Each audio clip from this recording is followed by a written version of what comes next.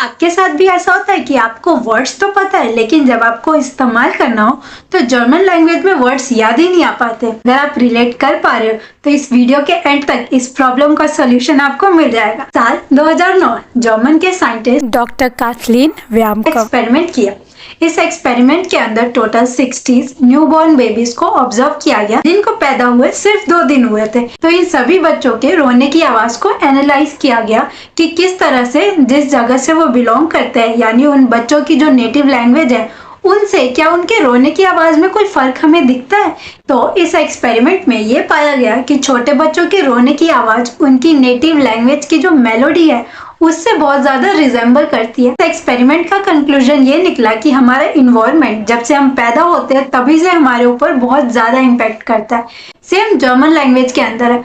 Of course ये कहा जाता है कि अगर आपको लैंग्वेज अच्छे से सीखनी है तो जिस कंट्री की वो नेटिव लैंग्वेज है वहां पे जाके सीखना एक बढ़िया आइडिया है, बट ये चीज अब हर कोई अफोर्ड नहीं कर सकता। तो आज के इस वीडियो में हम जानेंगे कि कैसे इसी इन्वायरमेंट में रहते हुए हम जर्मन वोकैब को सिस्टमैटिक तरीके से याद कर सकते हैं ताकि सही टाइम पे हमें सही वर्ड्स याद आ जाए। सबसे पहला स्टेप है मेकिंग अ फ्रीक्वेंसी लिस्ट। ये स्टेप मैंने B1 लेवल में आने के बाद स्टार्ट किया। आई विश ये मैंने थोड़ा पहले स्टार्ट कर लिया होता, बट चलता है। तो इस प्रोसेस के अंदर मैंने अपनी एक वोकैबुलरी नोटबुक बना रखी है और उसको हाफ में डिवाइड कर दिया और एक सेक्शन के अंदर मैं सिर्फ वो वर्ड्स और सेंटेंसेस फ्रेजेस लिखती हूँ जो कि मेरे डेली लाइफ में बहुत ज्यादा इस्तेमाल होंगे। जैसे कि जब मैं A1 लेवल पे थी तो एक कॉमन सेंटेंस था, कैन आई कम इन? एंशुल्डिगुंग, डार्फ इज राइन कॉमन। या फिर क्या तुम एक फेवर कर सकते हो?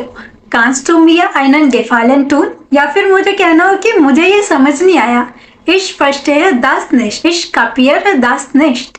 तो ये सारे कुछ ऐसे कॉमन सेंटेंसेस है जो कि काफी फ्रिक्वेंटली यूज होते हैं। इस लिस्ट को बनाने के लिए आप अपने नेटिव लैंग्वेज में यानी हिंदी या जो भी आप लैंग्वेज बोलते हो उसमें सोच सकते हो कि आप डेली लाइफ में क्या सेंटेंस इस्तेमाल करते हो। जैसे कि क्या, दोबारा बोलना, Entschuldigung, wie bitte, können Sie noch einmal wiederholen। दूसरा स्टेप है वोकैब को कॉन्टेक्स्ट और एसोसिएशन के अंदर याद करना। एग्जाम्पल से समझाती हूँ। जैसे मेरे पास एक नोटबुक है, ठीक है, तो नोटबुक को जर्मन में कहते हैं हेफ्ट। उसके बाद इसमें और क्या है, पेजेस है, तो पेजेस को जर्मन में कहते हैं ब्लैट। अब कलर क्या है यहाँ पे, व्हाइट, तो वाइस। यहाँ पे कवर पे कौन सा कलर है, वाइस, ग्रीन। मतलब कि जो भी आप अपने आसपास देख रहे हो या चीजों को पढ़ रहे हो उसको एग्जाम्पल्स के साथ याद रखो। पीछे मेरे है want, this is my Hunt. तो ऐसी चीजों को एसोसिएट करो, चीजों को आपस में जोड़ो। अब आप इसके लिए कुछ भी अपने हिसाब से कुछ फनी आपको एग्जाम्पल लगे या एक सेंटेंस बना पाओ जिसमें ढेर सारे वर्ड्स आते हैं और मतलब एक अगर आप वो सेंटेंस याद करो तो उस वर्ड के सारे जेंडर आपको याद आ जाए या और इंफॉर्मेशन याद आ जाए, ऐसे आपको पढ़ना है। तो यहाँ पे मैंने एक एग्जाम्पल के तौर पर सेंटेंस बनाया कि एक आदमी हर महीने वीकेंड पे सभी सीजन में हर एक डायरेक्शन में जाता है। अब उसको फर्क नहीं पड़ता कि कौन सा मौसम चल रहा है, अपनी गाड़ी लेता है और अल्कोहल खरीदने निकल जाता है, लेकिन वो बियर नहीं खरीदता। तो ये एक्चुअली एक सेंटेंस है जिससे जो शब्द मैंने अंडरलाइन किए हैं वो मेरे को याद आ जाता है कि जब भी अगर हम कहीं मैस्कुलिन पर्सन की बात करते हैं, मंथ की बात करते हैं, वीकडेज की बात कर रहे हैं, सीजन की बात, या फिर डायरेक्शन, वेदर, या फिर गाड़ी के नाम, ऑटो, या फिर अल्कोहल, तो इन सभी का जेंडर हमेशा देयर लगता है। बस यहाँ पे एक एक्सेप्शन है बियर, तो वो दास बियर। इसी तरह आप अपने हिसाब से और भी सेंटेंसेस बना सकते हो याद करने के लिए। जो भी आप वोकैब याद करोगे मेक श्योर कि उन वोकैब के साथ अपना एक खुद सेंटेंस बना के याद रखना। जैसे मैंने बोला fire, Ich feiere meine Geburtstag, means I celebrate my birthday। और मेक श्योर कि जब आप वोकैब याद कर रहे हो तो इस वोकैब लर्निंग प्रोसेस को सिर्फ किताबों तक मत रखना। जैसे आप कुछ खाना बना रहे हो, बाहर घूमने गए हो, आसपास चीजें देखो और सोचो कि क्या आपको पता है को जर्मन लैंग्वेज में क्या कहते हैं। अगर नहीं पता तो कहीं नोट डाउन कर लो, घर आके डिक्शनरी से उसका मीनिंग लिख लो। जैसे जर्मन लैंग्वेज के अंदर आप कुछ कस वर्ड्स भी सीख सकते हो, आर्शलोश, डू इडियोट, शाइसे। अब जर्मन लैंग्वेज में कस वर्ड सीखना तो बनता है। तीसरा स्टेप है जो भी आप वोकैब्स याद कर रहे हो उसको इमीडिएटली अपनी लाइफ में इस्तेमाल करो। देखो हमारा ब्रेन बहुत चालाक है, अगर आप उस चीज को इस्तेमाल नहीं करोगे तो ब्रेन समझेगा ये तो फालतू की इंफॉर्मेशन है और उसे डंप कर देगा। और आपको फिर सही टाइम पे वर्ड्स याद नहीं आएंगे। लेट मी एक्सप्लेन इसको कैसे करना है। तो जो भी हम वोकैब जैसे कि वर्ड्स, फ्रेजेस, इडियम्स या फिर ग्रामर, सेंटेंस स्ट्रक्चर, इवन जब हम कोई नई प्रोनाउंसिएशन सीखते हैं तो आपका मोस्ट इंपॉर्टेंट स्टेप होना चाहिए कि फटाफट से उसको इस्तेमाल कर लो। तो ये है शीशा, der Spiegel। अब मैं इसको साफ कर रही हूँ। Ich putze den Spiegel। मेरा शब्द था der Spiegel और मैंने सेंटेंस बनाया Ich putze den Spiegel। अब इस सेंटेंस को 5 बार मेरे साथ बोलो। Ich putze den Spiegel। Ich putze den Spiegel। Ich putze den Spiegel। Ich putze den Spiegel। Ich putze den Spiegel। तो यहाँ पे आपको क्या क्या चीजें याद हुई? सबसे पहले der Spiegel वोकैब हो गया। उसके बाद आपको सेंटेंस स्ट्रक्चर एक याद हुआ कि ich putze, putze एक वर्ब है टू क्लीन, ये याद हो गया। उसके बाद हमने den Spiegel किया।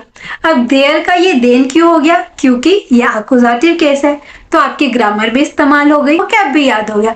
तो इस तरह आप जो भी पढ़ो उसको फटाफट से इस्तेमाल करना है। और लास्ट पॉइंट है कि अभी तक बताए गए प्रोसेस से जो भी आप वोकैबुलरी याद करोगे उसको अपने रियल लाइफ में इस्तेमाल करना और अपने फियर और ईगो से छुटकारा पाना। मोस्ट कॉमन रीजन कि हमें सही टाइम पे वोकैब याद नहीं आ पाता इस्तेमाल करते वक्त कि पहला, हम बहुत ज्यादा नर्वस है, सेकेंड, या तो हमने किसी को बहुत अच्छी जर्मन लैंग्वेज बोलते हुए देख लिया और उन्होंने जो बोला हमें कुछ समझ नहीं आया तो वहां से हमारा कॉन्फिडेंस खराब हो गया, या फिर हम बहुत ज्यादा एम्बेरेस्ड फील करते हैं कि व्हाट इफ सामने वाला हमें जज कर रहा हो। अगला पॉइंट सुनो। तो किसी के बारे में सोचो, चाहे वो आपका फ्रेंड हो, कोलीग हो, क्लासमेट हो, मॉम हो, कोई भी हो, और सोचो कि लास्ट टाइम उन्होंने कोई एम्बेरेसिंग चीज कब की थी।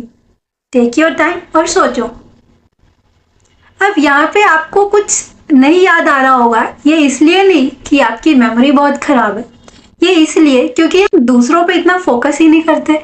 कभी आप खुद को ही ऑब्जर्व करो कि जब सामने वाला इतनी एम्बेरेसिंग मिस्टेक कर रहा है या कुछ भी करता है तो क्या आप उसके बारे में पूरे दिन बैठ के सोचते हो या कुछ सेकंड सोचा या इनफैक्ट नहीं भी सोचा और आगे बढ़े। ये जस्ट फियर ऑफ एम्बेरेसमेंट और साथ में हमारा ईगो जो चाहता है कि हम हमेशा परफेक्ट ही बोले, ये हमें बोलने से ही रोक रहा है। तो इसका सिंपल सॉल्यूशन ये है, तो जब भी आपको डर लगे या नर्वसनेस हो तो जस्ट एक बार याद करो कि आपकी मदर टंग है, उसमें भी क्या आप सारी चीजें हर बार सही बोलते हो? मदर टंग में भी कितनी सारी मिस्टेक्स करते रहते हैं और ये तो फिर भी एक न्यू लैंग्वेज है। वैसे भी किसी भी लैंग्वेज के अंदर फ्लुएंसी तक पहुंचने का एक ही तरीका है, मिस्टेक्स करना। और जब भी आप मिस्टेक करो तो इट जस्ट बोनस कि आप फ्लुएंसी की तरफ जा रहे हो। इस पूरे वीडियो को अगर मैं एक सेंटेंस में समराइज करूं तो कंक्लूजन ये निकलता है कि जो भी आपकी पैसिव वोकैबुलरी है उसको एक्टिव वोकैबुलरी में कन्वर्ट करना, और उसको कन्वर्ट कैसे कर सकते हैं उसके लिए हमने ऑलरेडी वीडियोस में तरीके देख लिए। नीचे कमेंट्स में बताएं कि आपने इस वीडियो से क्या सीखा, और साथ में और भी अगर आपको कोई तरीके पता हो जिससे आपकी वोकैबुलरी इंप्रूव हुई हो तो नीचे कमेंट्स में बाकी लर्नर्स के साथ जरूर शेयर करें। वीडियो को लाइक करने पे ये आपके इस फोल्डर में सेव हो जाती है, तो मेक श्योर कि ये भी करें। और मिलते हैं अगले वीडियो में किसी नए टॉपिक के साथ। तब तक के लिए danke schön, cheers, bye bye, signing off here Suruchi Rai.